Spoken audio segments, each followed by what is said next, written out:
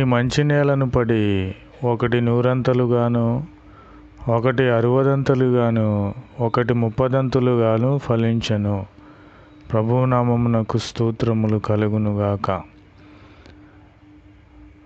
దేవుని వాక్యము ఎవడలైతే ఉంటుందో వాడు దేవుని కొరకు సమర్పించుకుంటాడో, హృదయపూర్వకంగా దేవుని మాటలు అంగీకరిస్తాడు, వారిలో దేవుని వాక్యము 100 60 30 ఫలింపచేస్తానని ప్రభు అయిన క్రీస్తు వారు తెలియపరచుచున్నారు.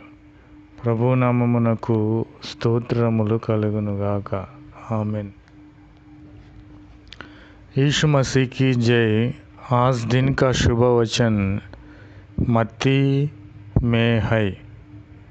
पर कुछ अच्छी भूमि पर गिरे